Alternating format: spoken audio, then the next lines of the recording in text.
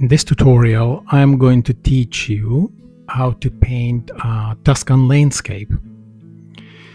And we're going to be talking about a lot of stuff that is pertaining just the Tuscan landscape, but it can be also applied to other landscapes depending on what you do. So this blue that I'm applying to the sky, I'm painting no clouds in this case. You could have done some clouds in that sky, but that's okay. The blue actually bleeds into the mountains in the background, and I'm going to explain that in a bit. I'm applying some washes to the foreground, which is going to have like a field.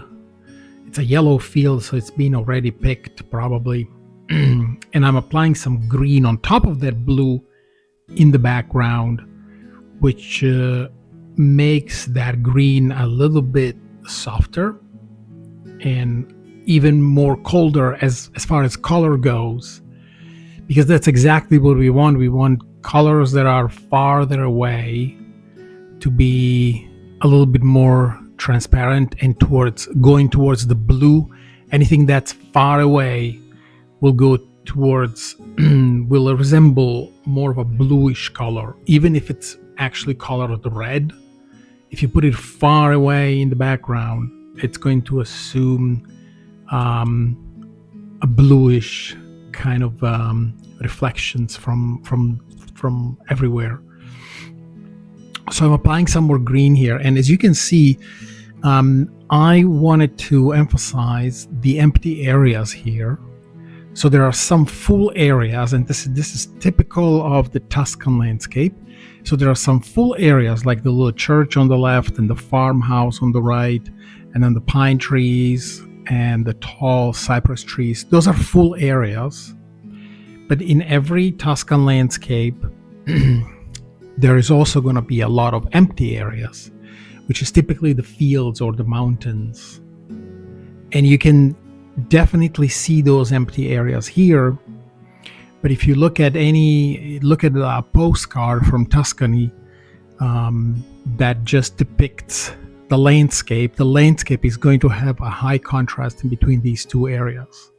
And even around Florence, which is the major city in Tuscany, you are going to see a lot of empty areas like the plazas or some major streets. And then you're going to see really, really dense area of things, like some streets there's almost no light in them because they are so narrow, and the buildings are so tall. So same thing is going to happen in a Tuscan landscape, because you're going to have these empty areas, which are fields in this case. And I'm applying some vivid green colors here just to symbolize that there's something growing there, maybe fresh grass. And then we're going to move into the details. So first, I like to make the bigger areas. I like to apply color to the bigger areas, and then I'm filling up the details. Now, as you can see, these are maritime pine trees, but I'm actually coloring them with this bluish color. And once again, this is by Leonardo da Vinci in his book, The Treatise on Painting, which he wrote a long time ago. And he said that everything that's in the distance is going to go towards the blue. And in fact, it looks good because these trees are kind of far away. And the closer you get to the painter, the more vivid the colors are going to be. So in this case, I'm applying more of this blue to these trees, which are kind of in the middle field. They're neither in the background nor in the foreground. And I'm going to make those darker soon, because those deserve to be darker because they are closer to us. And everything that's going in the background, it's supposed to be lighter. So the colors are supposed to like blend a little bit in. And it kind of makes sense if you think about it, because here I'm making them darker, see? because these trees are a little bit closer to us, and it kind of makes sense that things that are far in the background will be a little bit lighter and go towards the blue, because there is a lot of air in between us, our point of view where we stand, and the background. So the air will create like a haze, so everything is gonna be very faded in the background. I'm just painting the buildings here. The roofs in Tuscany are made of terracotta tiles, and so they will be shining this reddish color like terracotta, and this is normal in Tuscany. And I'm trying not to apply too much dark tones here, because these trees are in the background, but I'm just doing some shadows so they look three-dimensional. And here I'm just trying to make them look a little bit more alive, not just like flat. But if you have trees way in the background, they're just going to be flat. You're not going to be able to see any shadows on them, or even shadows casting from them. And here, once again, I'm using blue instead of green. These are maritime pines, and yes, they're green if you are really close to them, but I'm applying some blue, and even blue for the shadows here. And this is going to be a shadow that's casted on the ground by the pines, and I'm also using blue here instead of like a black or dark brown or any other color. Let's put some shadow here, but see how light that shadow is. I don't want to oversaturate it, because we're way in the background there with those little trees. And here I'm adding some details. This is like way in the background. These are small trees. I'm just hinting at what's in there. I'm not really like painting anything here.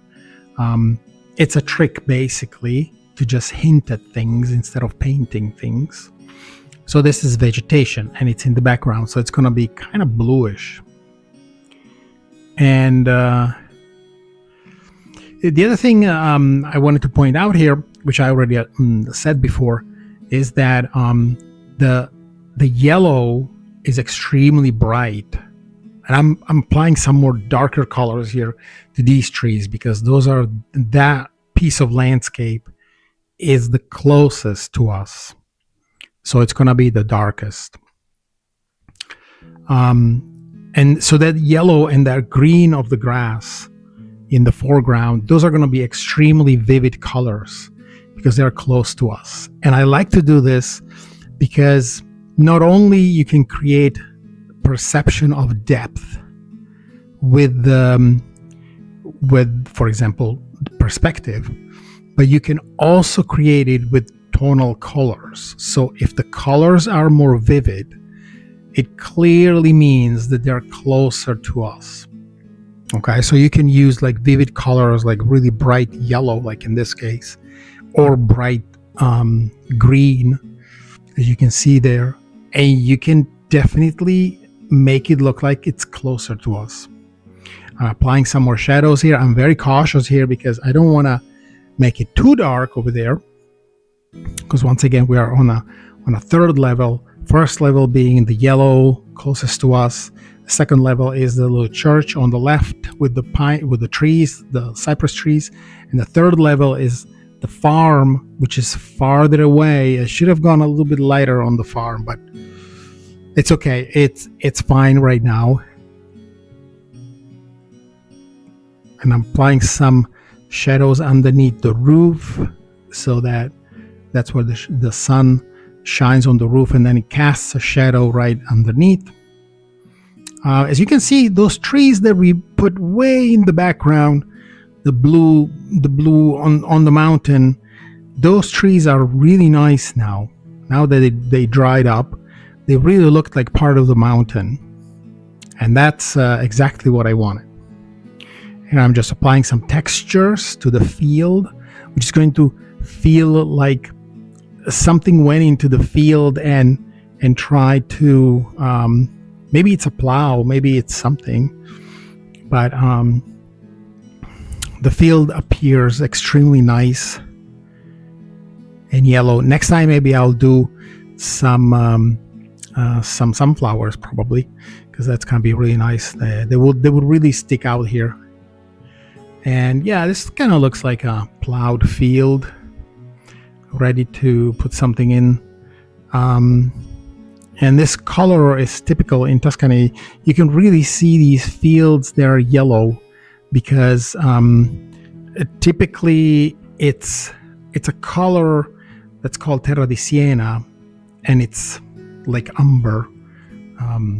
It's kind of a beige color, but really if you go close to it, it's either way reddish on the red side, or it's yellow like this one. And I made the green a little bit darker here because I really wanted to emphasize that it's closer to us, as you can see. But I left the green in the background before the farm very light, because it's supposed to be light. And I'm even darkening it here because it's closer to us, so in order to achieve more depth and perspective. Well, here it is. Thank you very much for watching, and I'll see you in the next one.